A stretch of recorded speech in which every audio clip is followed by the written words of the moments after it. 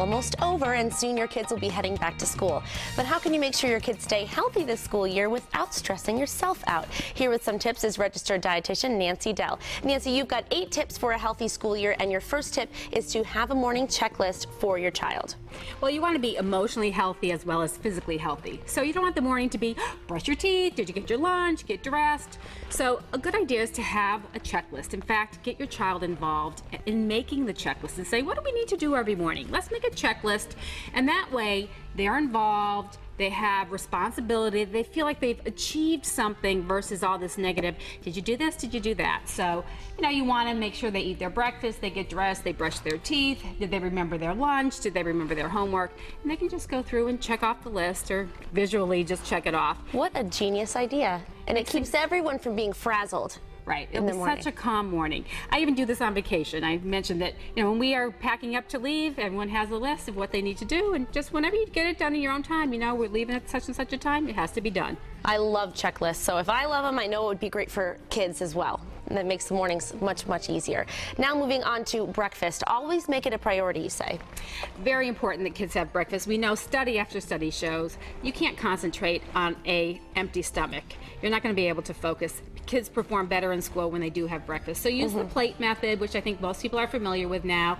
Half your plate should be probably fruits, maybe some vegetables in the morning if you have time to do an omelet, but that's unlikely. But also then your protein and your grain. So things like your berries or whatever fruits in season are great. And then your proteins could be things like peanut butter, eggs, your yogurt, Greek yogurt, either one works fine. Whole grain cereals. It's hard to get kids into whole grains maybe over age 6, but gradually you can mix cereals until they like whole grains. But you really have before age 6 to set a good example for your kids and show them they're going to eat what you eat. And if you're eating whole grains, they're more likely to eat whole grains. And if that's what you have in the house, that's what they're eating, right? So you buy the good stuff. Yeah. And of course, too, I know if I don't eat breakfast, I can't perform well and I can't concentrate. So that makes sense for your kids, too. And the protein's important because that's what stays with you and is digested more slowly. You have just cereal with milk and this much carbohydrate compared to this much protein. Probably going to get hungry in a few hours. All right, so then once you have your good breakfast, then you can move on to lunch. Now, you always want to figure your lunch in advance, plan it out before. Yeah, you can get the school lunch menu and figure out what's healthy here, what do I want them to be able to buy if they want to do that. But otherwise, you can make your lunches, and you can either make them the night before or you can do them all on a Sunday and freeze them. I was saying, at my house, we make the sandwiches ahead of time and they're in the freezer, and we wrap them in wax paper. You want to avoid plastic wrap. The President's Council on Childhood Obesity has recognized plastic as one of the main causes of childhood obesity, or one of the contributing factors. In plastic, there are what we call hormone disruptors. They disrupt our hormones and they tell our body to store fat. So you want to use wax paper, or you can use foil, and again, use the plate method in planning that, where you have some protein, some vegetables and fruits, and you also have some whole grains. So it could be whole grain bread, it could be crackers, it could be something you dip. It doesn't have to be a sandwich. And that's something, they may not like to eat their veggies, they might fight with you about what they eat, but what you wrap it in, they don't care. So if you can go with something that's as easy as just using wax paper instead of plastic, hey, that works. So planning in advance, and I love the tip of making it all on a Sunday. Yep, great idea. Great. And then when they get home from school, you want to give them something that's good for them and that isn't junk food. When you get home, think of your snacks like mini meals. They can actually be leftovers. It can be like a mini second lunch if you want to. But if you want to make it more snacky and more fun, you can still use whole grain chips with salsa. It's a whole grain and it's basically a vegetable. And whole grain crackers with peanut butter. But I love to make different smoothies because you can throw spinach in there. They don't even know it's there. I like ones with raspberries and pineapple, and then I throw in a couple carrots, and I can throw in spinach, or if I have leftover spring mix and I'm out of spinach, I throw the spring mix in there. You don't even know it's there. And that's a great way to get their vegetables and their fruits in. But one of my favorite things is to make ice cream. You can use frozen bananas. As bananas turn brown, peel them, cut them up, freeze them. Put in frozen bananas, a little bit of milk or soy milk or almond milk, and then a few walnuts, and just blend it up. It makes a great soft serve. Oh my goodness, no added sugar, no nothing, just frozen bananas. And I mean, obviously it's sometimes really hard to get them to eat their vegetables, but if you make a smoothie, you just sneak them in there. I love that tip. Makes it really good. Get them in there. And you always want to simplify dinner, not just for you, but for everyone. Right.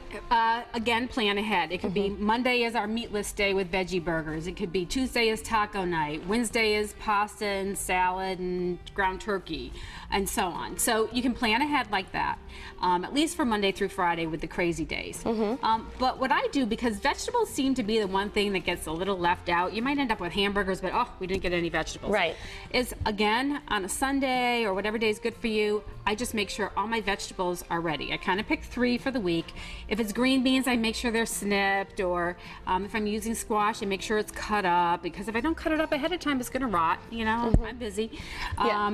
So I just make sure my vegetables are ready to be prepared quickly. Some things you can even cook ahead of time. You can cook green beans ahead of time and just reheat them. Right. You know, so that you're spending 10 minutes getting dinner all together. And then sit down together as a family and talk about the day. That's important. Hard to get that in sometimes, but even if it's a quick, you know, mini dinner and you get it in, that's great. That is very important. And if you simplify it for yourself at the beginning of the week, the rest of the week goes much smoother for everyone, because it trickles down. If you're frazzled, then you frazzle your kids too. I like that tip for sure, Nancy.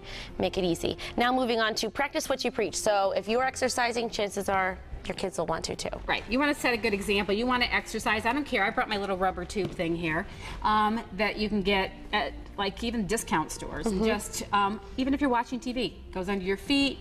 You're watching TV. You do your arms, because sometimes after work it's too hard to exercise. Oh my gosh, yes. No, but then they'll see that you're exercising and they're more likely to. Same thing applies to food. You know, if you eat fish, they'll eat fish. And you know, if you haven't had fish, try some different fishes and see, you know, what can appeal to them, or you know, they might at least do some tuna fish. You know, so you could get some nice low mercury tuna fish and have something like that. But set a good example, and then they're going to follow your lead. Absolutely, for sure. Now I see some tea here. What do you suggest with the tea? So if kids are having trouble sleeping, you can use tea, hot or cold. And chamomile tea is one option, because this is going to relax your central nervous system, and it's been shown to help with sleep. If you're allergic to ragweed, then you can't use chamomile tea. And sometimes chamomile tea tastes a little grassy, so you want to get one that's flavored. I love this honey vanilla one. But also, you could try passion flower tea. Both have been shown to help relax you and improve your night's sleep. And it sounds really good too. Yeah, and it's a great way for kids without really giving them drugs to sleep. Right, exactly. And last but not least, your 8th tip for making sure your kids have a healthy school year is to get them in the kitchen. Yep, on weekends. You know, get them involved. They don't have to necessarily cook. This is one cookbook with all raw foods where they might make their own trail mix. Again, you can kind of make smoothies, but look for a nice cookbook for kids where you can get them involved in food, because the more they're involved with food and healthy foods, the more likely they're going to eat it and take ownership of it. But if you're doing all the cooking and they're just sitting there, well, not only does that make it hard for you, but they just don't have the same interest in food and the same love for realizing how your food really is nourishing you. It becomes part of you.